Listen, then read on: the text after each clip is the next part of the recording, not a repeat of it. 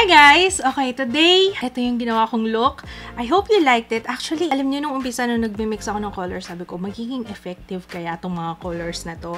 And yung ginamit ko kasi guys, yung Makeup Forever na Aqua XL Color Paint. Combination siya ng pink, yellow, and orange. Sunset, sunrise, eye makeup, parang gano'n. First time ko tong ginawa. Meron kasing stigma na kapag sinabing Makeup Forever, ay pang professional to, ay mahirap yang gawin, mahirap yang gamitin. Pero ayan, ginawa ko siyang sobrang dali, very easy, at the same time, very wearable pa rin siya. Ito yung colorful makeup na okay lang kahit na suotin ko sa labas kasi hindi siya intimidating. This one is very wearable para sa akin and hindi ako mahilig sa colorful makeup or I don't know, siguro ito na yung simula. Kasi first time ko itong ginawa and I really liked it. I will test this out din kasi itong Aqua XL, ito yung bago nilang color paint na waterproof. Wait lang, nasa na ba yung box?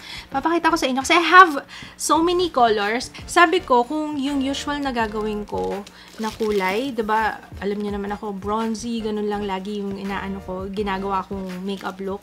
Sabi ko, mag-try nga ako ng medyo colorful kasi para ma-make use ko yung mga kulay dito. Kasi nung last video, diba, nag-blue na ako. Meron dito yung yellow, orange, pink. Sabi ko, sige nga, pagsama-samahin ko nga. Eto lahat sila, ang dami, diba? I also used yung kanilang Aqua XL ink liner. Actually, ito sila. Ayan. Oh, ayan. Nahulog na. So, ito sila lahat. It's waterproof, extra long lasting. Tignan natin kung talagang waterproof siya. Kasi gusto kong malaman kung pwede mo siyang suotin kahit na maulanan ka. Alam niyo yun kasi tag-ulan ngayon. Although yung makeup look ko parang pang summer. Pero kung mauulanan ba ako, eh, nandito pa rin siya. So, ite-test out natin yan. Magsuswimming ako later. Ito yung tsura ng color paint ng Makeup Forever. 4.8 ml ang laman niya. Maliit lang siya. Pero very pigmented, guys. Merong matte and then merong shimmer. So, depende sa gusto nyo. Pero itong ginamit ko lahat to matte. Except sa highlight kasi ginamit ko rin siya sa highlight. And then sa lips. Let's move on muna sa tutorial. Okay, so I'm mixing two colors, M52 and M60. Pareho silang matte. Para magkaroon ako ng transition color. Kasi pag dumiretso tayo dun sa kulay, wala tayong transition. Ang pangit ng pagkaka-blend out. So, yan yung ginamit ko na transition. Para diffuse yung color, kumbaga. Madali lang naman tong i-blend, guys. Kailangan basa pa siya habang bine-blend mo. Huwag mo siyang hintayin na matuyo. Dahil kapag tuyo na siya, mahirap na siyang i-blend out. So, ang brush na ginamit ko, yung pencil brush ng Zoeva. Gamit kayo ng ganyan. Huwag kayong gagamit ng fluffy kasi you're working with color paint. Cream kasi siya. So, mahirap siyang i-blend kapag ginamit yung fluffy. Okay, next color is yung yellow. After nung brown, yung yellow. So, ganun yung sequence na ginawa ko. Brown muna, and then yellow, and then orange, and then pink. So, yun yung pinaka parang sunset eye makeup natin. Pencil brush para ma-blend out siya.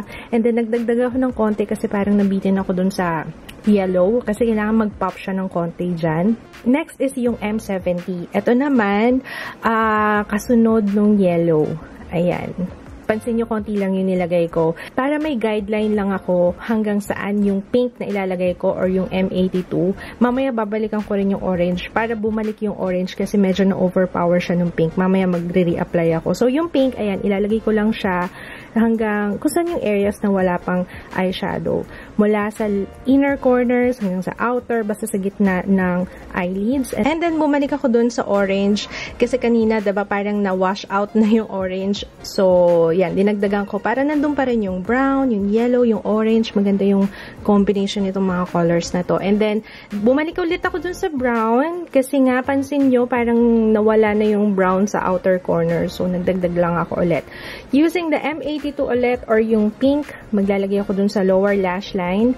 So, yung ginagamit ko pala dito is yung flat na shader brush. Kung ano lang meron kayo, mas madali kasi yan kasi medyo matigas pa yung brush. Basta again, huwag kayong gagamit ng fluffy para mas madali. And then, orange din, parang smoked out yung itsura niya. Next is yung Aqua XL ink liner in M62. Ito matte siya na brown. Meron kasi nung parang may gloss. Ito matte siya. So, ayan, mag-wing. Hindi to actually wing. Parang straight line lang sa aking eyeliner. So, ayan. Medyo matagal pala itong matuyo, guys, ha? Kaya, ingat kayo. another downside dito sa ink liner na to. Ayan, maglalagay lang ako ng mascara na waterproof and then lashes kasi importante yan. And napansin ko, kitang-kita yung sa may talukap ko. So, nag-tight line ako. Ginamit ko yung black na matte dun sa paint, color paint. And it's good kasi hindi talaga siya nagsasmudge. Next is yung itong shade na to na pang-highlight is I-80, if I'm not mistaken. Ayan.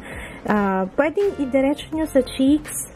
Pwede rin siya sa nose. Maganda yung kulay nito. Tsaka, okay na okay siya pang highlight kasi hindi ganun kalalaki yung glitters niya. So, and ito waterproof pa siya, 'di ba? So, pag nahihirapan kayo, wag niyo i-diretso sa cheeks, maglagay muna kayo sa palad or sa skin niyo sa kamay para mas madali siyang i-blend out. And then, using two colors, ayan, yung pink kanina and then yung pang highlight, para hindi masyadong ma-pink yung ilalagay ko sa lips ko. E napansin ko para medyo patay yung kulay. So, nagdagdag din ako ng pink dyan sa aking lips. It's now 5:23 AM. Yes, maaga ako. And mag-update ako mamaya kung anong itsura natin. Okay, so tapos ko lang kumain, mag-update lang ako kasi nabura na yung sa loob ng lips ko.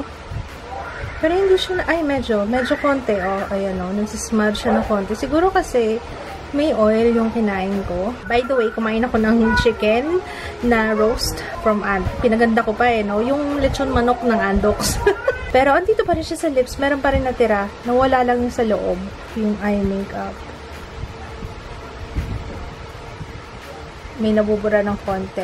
Konti lang, pero andyan pa rin siya. So, 4 na oras na yung lumipas. So, I will update you later.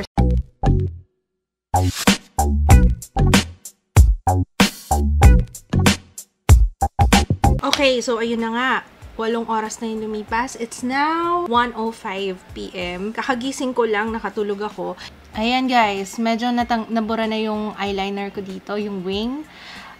Pero sa kabila, nag-fade lang ng konti. Ayan. So, ayun. Other than that, yung aking eyeshadow is very intact pa rin. Talagang matatanggal siya kapag ni-rub mo. So, ayan. Hindi siya transfer proof kasi, ayan o. Pero kapag hinayaan mo lang siyang ganyan, ganun pa rin yung kulay niya. Vivid pa rin siya, kagaya nung pag-apply kanina. Hindi siya nag-crease kahit na wala akong primer. Promising ito para sa mga merong very oily eyelids.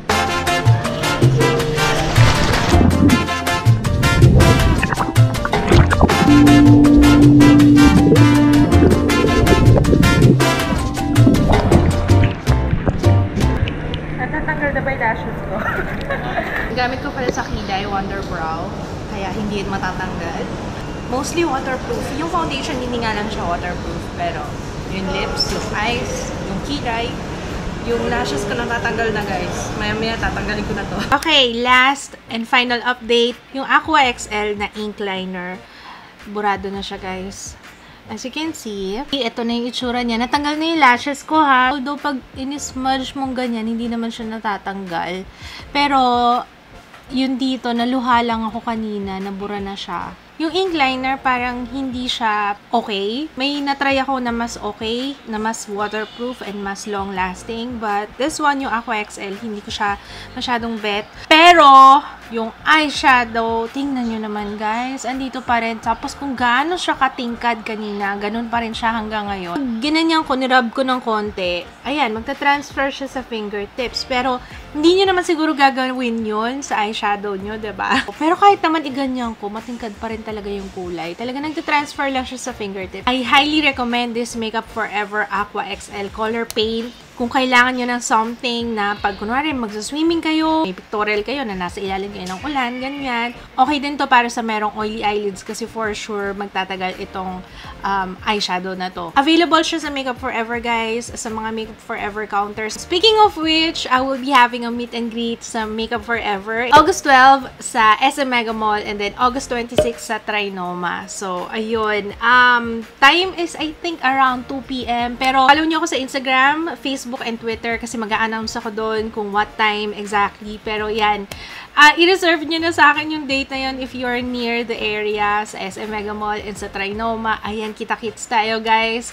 Thank you so much Makeup Forever para dito sa opportunity na to meet my viewers. Before I end this video, guys, meron akong pag-giveaway in collaboration with Makeup Forever. Again, maraming salamat Makeup Forever for sponsoring this giveaway. They will be giving away 10,000 pesos worth of Makeup Forever products. Products of your choice na Makeup Forever. Punta lang kayo sa Makeup Forever stores. SM Mega Mall Fashion Hall, Greenbelt 3, Trinoma, and SM Mall of Asia.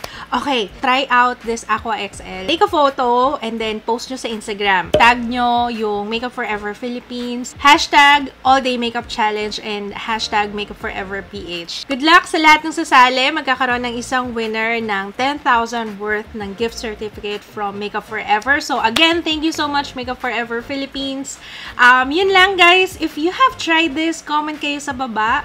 Sana nagustuhan itong video na to. Maraming salamat sa panonood. See you again on my next one, and see you sa meet and greet on August 12 and August 26. Ayan, mark nyo na yung inyong mga kalendaryo. I-reserve nyo na yan para sa akin. Thank you so much guys. See you again on my next one. Bye!